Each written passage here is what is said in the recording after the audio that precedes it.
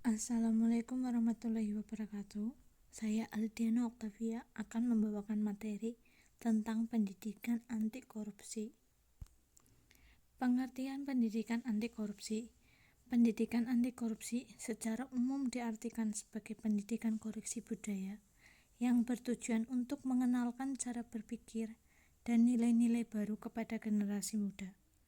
Pendidikan anti korupsi dapat dipahami juga sebagai usaha sadar dan sistematis yang diberikan kepada generasi muda berupa pengetahuan, nilai-nilai, sikap, dan keterampilan yang dibutuhkan agar mereka mau dan mampu mencegah serta menghilangkan peluang berkembangnya korupsi. Tujuan pelaksanaan pendidikan anti korupsi terdapat 3. Yang pertama, pembentukan karakter anti korupsi sesuai dengan tahap perkembangan anak. Yang kedua, menanamkan nilai-nilai anti korupsi kepada generasi muda. Yang ketiga, penanaman pendidikan anti korupsi untuk jangka panjang. Pengertian korupsi. Kata korupsi berasal dari bahasa Latin corruption atau corruptus, kemudian dikenal dengan istilah corruption, yang memiliki makna busuk, rusak, dan menggoyahkan. Menurut Kamus Besar Bahasa Indonesia atau KBBI, korupsi adalah penyelewengan atau penyalahgunaan uang negara, perusahaan, organisasi yayasan, dan sebagainya untuk keuntungan pribadi atau orang lain. Bentuk-bentuk korupsi terdapat 5. Yang pertama, penyuapan. Yang kedua, penggelapan. Yang ketiga, pemalsuan. Yang keempat, pemerasan. Dan yang kelima, nepotisme. Penyebab korupsi juga terdapat 2. Yang pertama, faktor internal. Faktor internal adalah faktor korupsi dari dalam diri sendiri, yang terbagi menjadi 2, yaitu aspek individu dan aspek sosial. 2. Faktor eksternal. Faktor eksternal adalah faktor korupsi dari luar diri pelaku, yang terbagi menjadi 4, yaitu aspek sikap masyarakat, aspek ekonomi, aspek politis, dan aspek organisasi. Kali ini saya akan membahas kasus korupsi SKK Migas yang dilakukan oleh mantan kepala SKK Migas, Rudy Rubiandi. Rudy Rubiandi divonis hukuman 7 tahun penjara terkait menerima suap pelaksanaan proyek di lingkungan SKK Migas.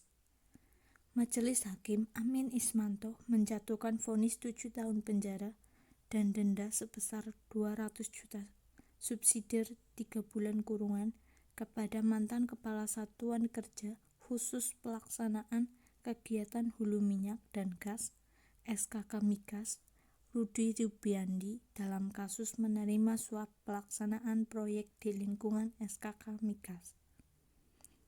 Menurut Hakim Ketua Amin Ismanto menyatakan Rudy Rubiandi terbukti secara sah dan meyakinkan melakukan perbuatan korupsi secara bersama-sama dan berlanjut.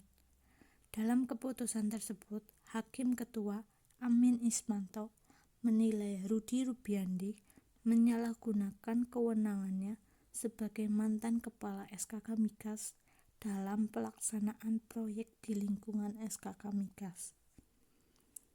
Hakim mengatakan bahwa Rudy menerima uang dari bos Kernel Oil Singapura, Widodo Ratana Chaitong, dan PT Kernel Oil Private Limited atau KOPL Indonesia sebesar $900.000 AS dan $200.000 Singapura.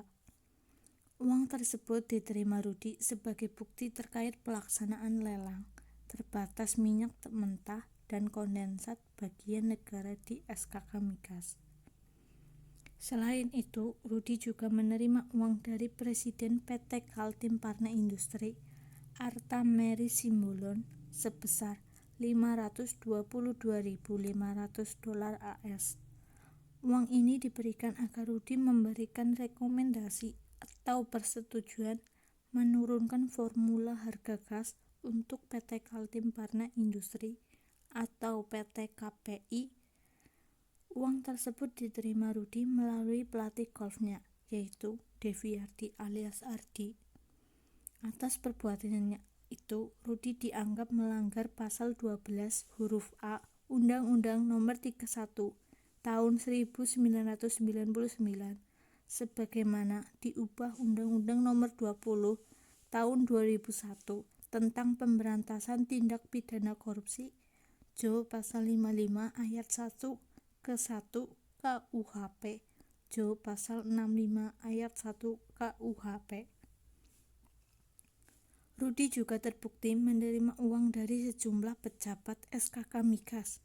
Pertama, uang itu diterima Rudi dari Wakil Kepala SKK Migas, Johannes Widjonarko, yang saat ini menjabat Kepala SKK Migas, sebesar $600.000 Singapura. Kedua, dari Deputi Pengendalian Dukungan Bisnis SKK Migas, Gerhard Rumeser, sebesar $150.000 AS dan $200.000 AS. Uang $150.000 AS dari Gerhard diberikan Rudi kepada Waryono Karyo selaku Sekretaris Jenderal Kementerian ESDM. Ketiga, Rudi juga menerima dari Kepala Divisi Penunjang Operasi SKK Migas, Iwan Ratman, sebesar $50.000 AS. Selain itu, Rudi juga terbukti melakukan tindak pidana pencucian uang. Rudi dianggap melanggar pasal 3 UU Nomor 8 Tahun 2010 tentang pencegahan dan pemberantasan tindak pidana pencucian uang Jo pasal 55 ayat 1 ke 1 KUHP Jo pasal 65 ayat 1 KUHP. Upaya-upaya pencegahan yang bisa dilakukan oleh mahasiswa adalah yang pertama, menciptakan lingkungan bebas dari korupsi di kampus. Yang kedua, memberikan pendidikan kepada masyarakat tentang bahaya melakukan korupsi. Yang ketiga, pembentukan lembaga anti korupsi. Peran mahasiswa dalam pemberantasan korupsi di kampus. Yang pertama, mahasiswa dituntut kritis dalam upaya investigatif terhadap laporan penggunaan dana di kampus. Yang kedua, dalam hal upaya edukatif bisa dilakukan dengan seminar, dialog, maupun lomba karya ilmiah pemberantasan korupsi. Yang ketiga, di tahap akhir masa perkuliahan, di mana mahasiswa nantinya akan menyandang gelar sarjana, hendaknya mereka tidak menggunakan jalan pintas atau nyokok atau menggunakan orang dalam. Sekian dari saya, terima kasih. Wassalamualaikum warahmatullahi wabarakatuh.